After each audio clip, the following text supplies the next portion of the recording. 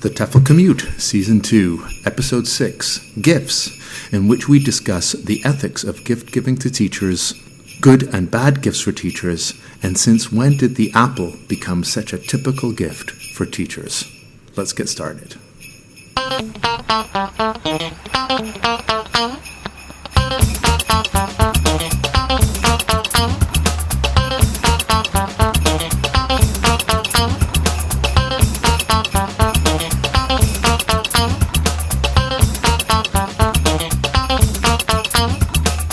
You're listening to the TEFL Commute podcast.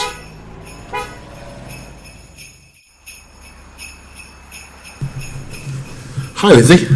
Hey, Shaun, how's it going? Well, it's a bit weird, actually. Yes, this episode is being recorded live. Actually, both of us are in the same place, in the same room, around a microphone. This is a first for us, so... Yeah, it's a bit odd not having Skype and we're there and actually seeing you, and I don't know how to interact now. I know. So, well, we're going to do the best we can, and we're recording this episode towards the end of November, beginning of December.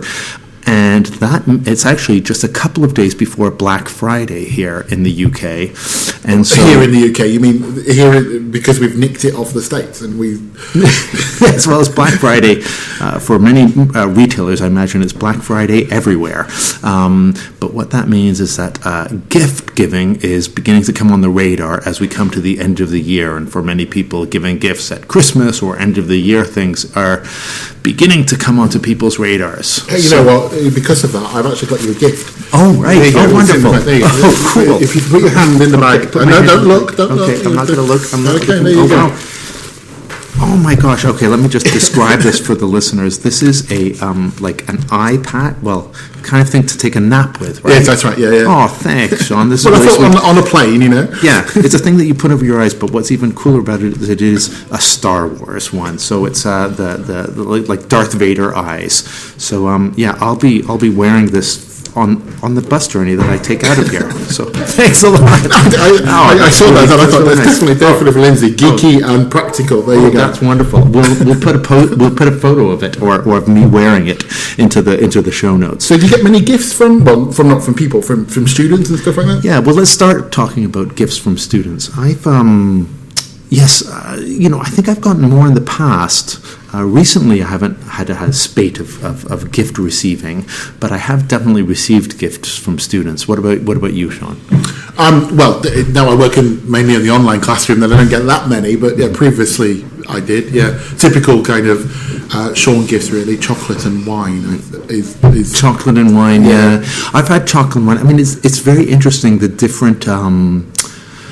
Cultures of gift giving, I think, especially for teachers. For example, I'll start by telling you what happens in Spain now as a parent.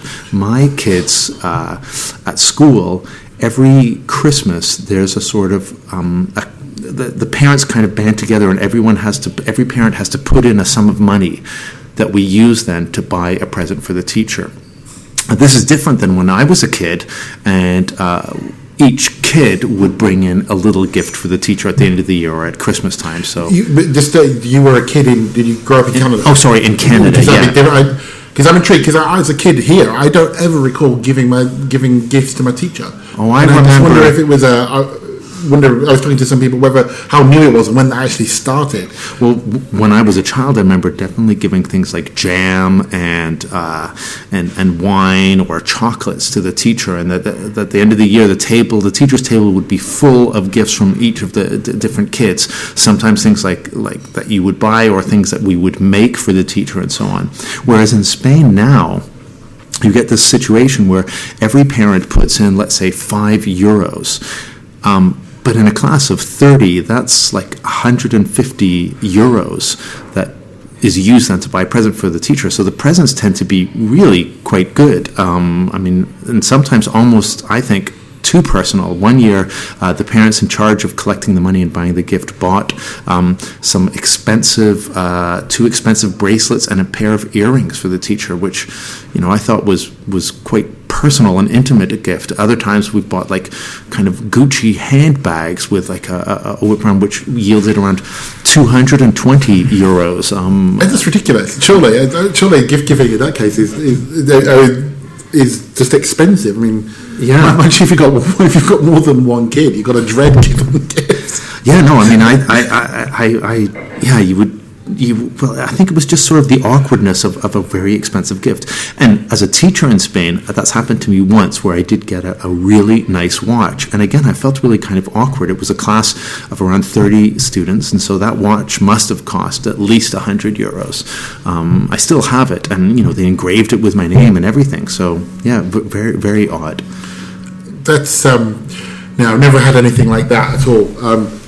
I get embarrassed enough when I get a box of chocolates and I think it probably sounds a bit coy, but I don't do the job to get a gift, and it's kind of like, they're going to come, and it's like, thank you, what do you do with it? But I mean, it's kind of, if you're giving Gucci handbags, it seems far removed from the kind of image of giving an apple to a teacher, which is kind of the gift, I think, that you kind of say. I mean, gift giving now is really big business. I mean, how many websites are there for teachers' gifts? It's just incredible. Oh yeah, no, it is really big business. I mean, the ethics of it is a bit weird. I did a thing on Facebook where I asked several other teachers what they had received as good gifts or the best gifts, and there was a lot of different kind of really interesting answers. I'll share a couple with you here. Let's see, things like there's things like plates, things like mugs, the infamous mugs, chocolate, wine, gift certificates as well.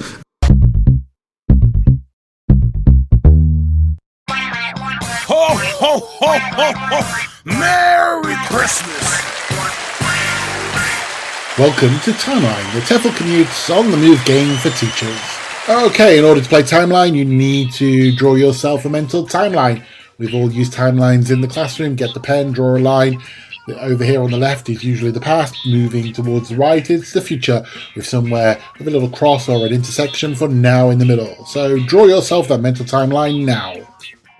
Great, so now you're ready to play, and today's topic is gift givers. Ho, ho, ho, ho, ho! Merry Christmas! Yes, thank you, Father Christmas.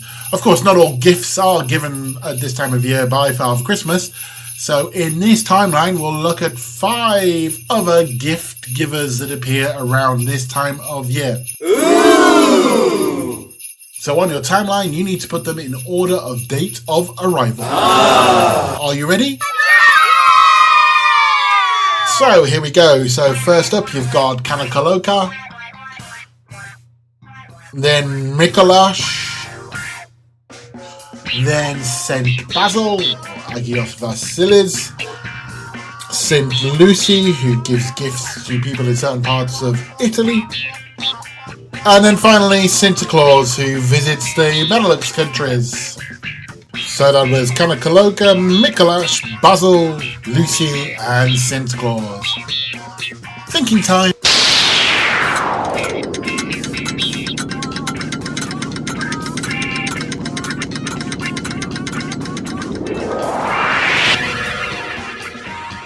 Ho, ho, ho, ho, ho! Merry Christmas! For this timeline, we use the websites whychristmas.com and Wikipedia as the main sources, so blame those if the answers are wrong. So, in chronological order, you have first Mikolash, who visits on the eve of the 5th of December. Next up is Santa Claus, who arrives on the 6th of December. Followed by St. Lucy, who arrives on the 13th of December. Then you have Kanakaloka, which is Hawaiian for Father Christmas, so that's the 24th of December. And then finally, in Greece, you have St. Basil, who comes on the 1st of January. As ever, you give yourself 1 point for every correct answer, so if you got all 5, you deserve a great big gift. Thank you very much for playing this seasonal edition of Timeline, and join us again in a future podcast episode for another edition of Timeline. Ho, ho, ho, ho, ho! Merry Christmas! Lindsay, we should perhaps explain to the audience the difference in the sound all of a sudden. Yes, that's true. We started recording this last week when we were coinciding in Oxford. I was on a business trip to Oxford, and Shaun lives there, and we met and started the recording. It was our first time doing a live recording face to face. To celebrate it, Shaun even gave me a gift. But then we were kicked out for apparently speaking at the top of our voices. Wasn't that it, Shaun? Yeah, the woman was trying to. We got into the cafe when it was empty, and by the time we started, there was a woman reading a newspaper who was possibly the rudest woman I've ever met. Exactly, and it shocked us so much. We kind of left in a hurry, then tried somewhere else, but it was too noisy because everyone else was speaking in the other cafe. Then we tried outside, and now we're back on our regular at a distance way to finish the podcast. Yeah, so a week ago, Lindsay, we were talking. You were telling me about watches and lovely things that you'd been given as gifts, because in Spain they tend to give very expensive gifts. I think that's where we kind of stopped. Yes, but what I wanted to ask you is, do you know why? One of the archetypal gifts for a teacher has been the apple. It's like if you put gift for teacher into a Google image search, it'll be apples. Even if you put teacher, apples will come up. And do you know why, Shaun, this is a typical teacher gift? Is it because people like me love Apple products, or? No, I've done a little bit of research, and according to the Smithsonian, I found an article, which we'll link to in the show notes, on why do students give teachers apples, and the history of this fruit and teachers. And it, according to the Smithsonian, so they've got an American take on this, and so I imagine it's American tradition. Maybe we'll be corrected. Maybe it's happened in other countries from many years ago.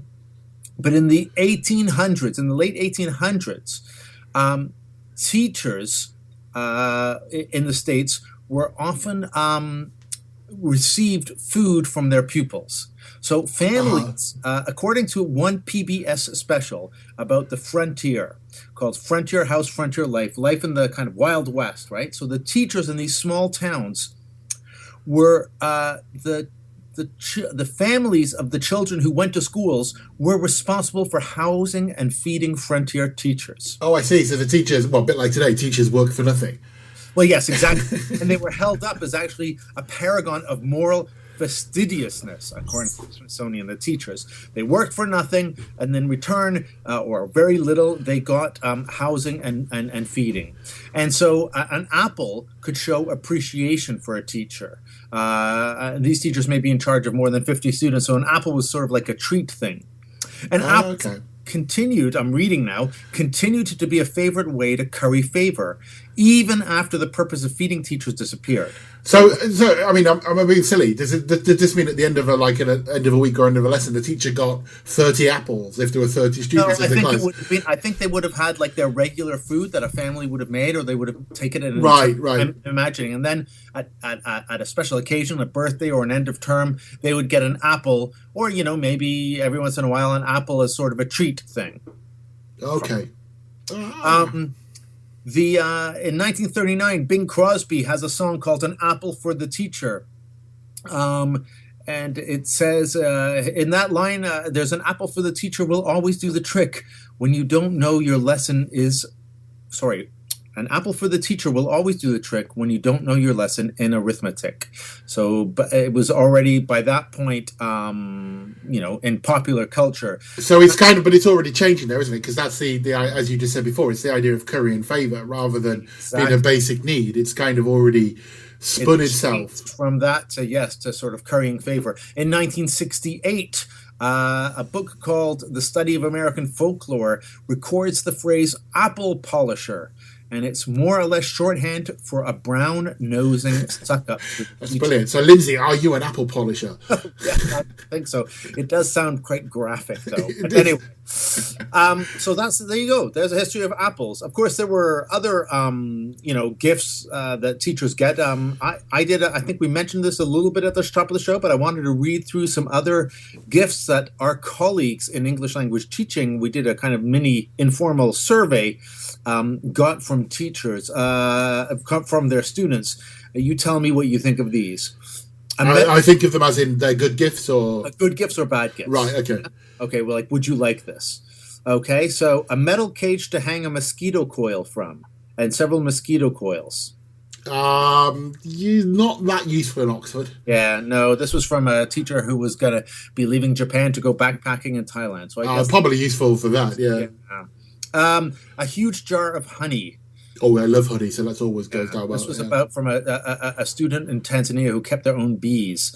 That kind of fulfills two categories then, doesn't it? It's kind of a nice gift and it's a homemade gift in a certain... What about a pretty embroidered pencil case? Yeah, that's more for you, if I remember rightly. If I remember right back at the beginning of the start of all this... I would definitely love that, yeah. You're the pencil case man. Someone who was teaching in a company that made computer keyboards, and their students had them made them their own personalized one with their name printed on the spacebar, and other keys were placed with funny stuff. Delete that's rubbish, etc. So like that's a great geek gift. That's an absolute geek heaven gift, isn't it? Yeah, that's true. What about the bottle of teacher's whiskey? As long as it's a single malt, then fine. Yes, okay. Purses, handbags, mirrors. I'm all right for handbags at the moment. Okay, all right. A can of Spam from a trip to Korea. Oh, Spam's good. Korea actually reminds me of thinking of Korean favouring gifts. I didn't realise, it never crossed my mind that Teachers' Day was different in different countries. Because in the UK, I think we celebrate the United Nations one in October. But each what date is that? Do you know? I think it's the 5th of October. I'll definitely get it right in the notes. But it made me look at different countries and their Teachers' Day. And South Korea amused me on Wiki. I'm just finding it now. Excuse me. On the South Korean one, their Teachers' Day is on the 15th of May apparently. But in the Wiki, same in Mexico. In Mexico, we also had our Teachers' Day on the 15th of May, and I just thought that was always it. And the UK is the 5th of October. Sorry. So in the notes, Wikipedia, it says South Korea 15th of May, and then it says many schools now close on Teachers' Day because of the rampant bribery implicit in the expensive gifts often given to teachers. So schools use that day for an outing instead, which I think it's kind of the currying favour going too far. Well, that's true, and lots of the people talking on the Facebook thing did mention about their awkwardness about getting certain gifts, expensive gifts. One teacher said that where they are in Germany, the students are not allowed to give gifts of sort of monetary value or things like that. But it is quite embarrassing though to receive such gifts. Well, for me it is. I mean, I mentioned that last week, but it just seems, I don't know. There's got to be, at heart, they've got to be trying to curry favour by giving such expensive gifts, and I think that's not right. Yeah. I mean, I much prefer in the Czech Republic. You got simple homemade kind of gifts. One of my classes did buy me an expensive gift when I left the country, but I just quite like the pieces of gingerbread or the pieces of candy or the very simple stuff for it. Yeah, I think a lot of people said things like gifts that people didn't like, and this is again informally talking to people and also trolling the web. Things like cash. Everyone feels uncomfortable getting cash. Homemade food tended to be something that was a bit of hit and miss among teachers. Well, I can imagine that. I mean, I quite liked it. But I mean, in the Czech Republic, it's almost like the family tradition to make the sweets for Christmas, and you inevitably get them as a Christmas gift from your students. So it's kind of, I mean, it's culturally, I think it's an acceptable gift, and I certainly enjoyed all the chocolate. Teachers also, I think mugs is something that teachers don't like. I think isn't that the number one? I think on most of the websites I looked at, this was the gift you're not supposed to give at all. Exactly. Yeah, a mug is just another mug. Yes, mugs. Candles was another one that people often said, no candles, please. Yeah, fair enough. I mean, I'm not. You're okay with candles, though. I just shrunk my shoulders, which doesn't really go across well on a podcast, doesn't it? I mean, when do you, in Spain? When do you get the gifts? I mean, obviously, I understand in Czech. In Czech, we tend to get the gifts at Christmas and then at the end of the year. In Spain and at the end of the year. So it's not. I mean, it's to be a Teachers' Day occasion where you get gifts in Spain, but Christmas and at the end of the year.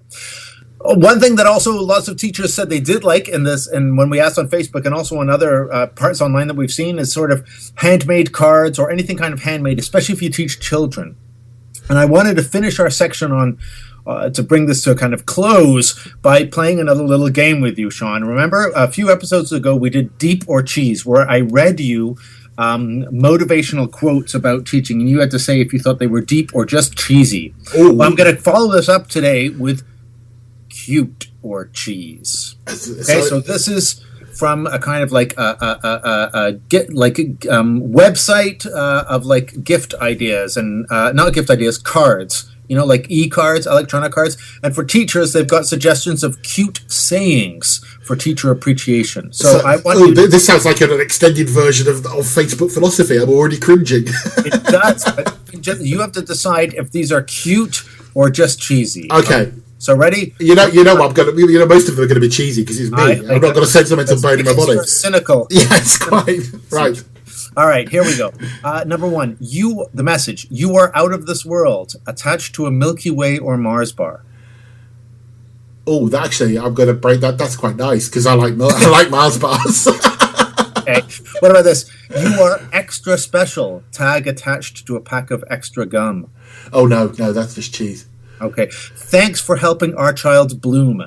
Tag with a bouquet of flowers. Oh, I want the angelic noises and the creepy voice to say that one. No, that's just horrible. What about this one? Thanks for giving our child a hand. A message with hand lotion. That's terrible. Oh, isn't it terrible? Can you imagine the thought that went into that, though? Oh, no. Here's another one. Unless, of course, it might have been given. The thing with those is they could be tongue in cheek. That's the kind of thing I might give to somebody who knows me. They may be cute, but they're pretty cheesy. Oh, yeah. Actually, maybe I should tell you what it's for, and then you can try to guess the cheesy thing. So this is a gift card from a coffee shop or a special coffee. Oh, thanks, a latte. Oh no. Okay, what about a bunch of fun paper clips? The message is, thanks for holding it together. Exactly. Oh, is it? Oh, get in there. What about soup mix or custom decorated soup bowl? Don't know. Go on, tell me that one. You are super. Oh, of course I should have thought about the old super SOUPER. Yeah. Here's another one that you might get. There's like a selection of nice teas. The message for a teacher would be, don't lose my student's bag.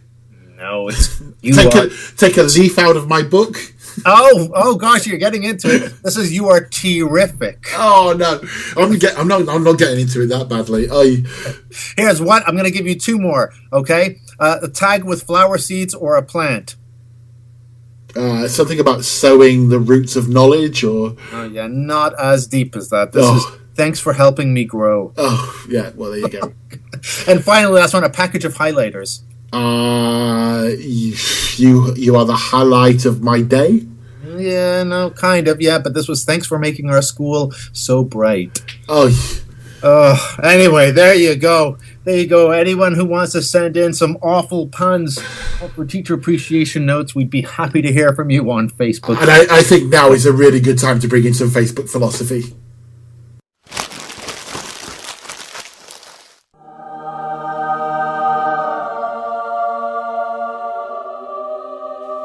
Instead of saying impossible, let's teach our students to say I'm possible. Author unknown. Okay, I think that's probably enough now, Lindsay, isn't it? Those soppy, silly messages have really put me off recording, to be perfectly honest. I think we deserve another gift. Well, my gift might be to stop and go and, I think, just have a coffee and get all those quotes out of my head. Don't speak too loud in the cafe. You never know who is going to be sitting at the next table and get... Yeah, just you're rude. Just don't. You're speaking too loud. You're rude. Okay. Just to our listeners, this is our last episode before we break for the Christmas holidays. We'll be back in January. No, I reckon February. February. Okay, we'll be recording in January and back on the airwaves, on the internet airwaves in February. So we wish you all the best, all of you, for the end of the year season and season's greetings and the rest of it. And if you're in a gift-giving culture, I hope you get gifts without soppy messages. Yes, and take care. Yep. Bye See now. you in the new year. Bye. Bye. As your commute is coming to an end, here's an idea you can take into class. For this activity, you need a cloth bag or preferably a stocking and some objects. The following objects work well: a pen, a phone, a case for glasses, a whiteboard marker, lipstick, chewing gum, a credit card or bus card. Seat the students in a circle and tell them they're going to guess what the mystery gift is. Without them seeing, put one of the objects into the stocking. Students pass it around and touch it, but they can't say anything yet. When everyone has had a chance to touch the object, call on students to make guesses. Encourage them to use language for speculating. For example, it might be, it must be, it can't be. Do this with the other objects you have. To make this more fun, you could bring one or two completely different objects, for example, from the kitchen or a child's toy. Once all the gifts have been correctly guessed, students then discuss which ones would make good stocking stuffers and for who. You can find the instructions for this activity at our website, TEFLcommute.com. You've been listening to the TEFL Commute, an original podcast produced and presented by Lindsay Clanfield, Shaun Wilden and James Taylor. Don't miss out on any episodes by subscribing to us on iTunes and by visiting us at TEFLcommute.com. We'll be back in the new year with new episodes, but until then, if you haven't already, treat your ears to all 12 episodes in seasons 1 and 2. Ho, ho, ho, ho, ho! Merry Christmas!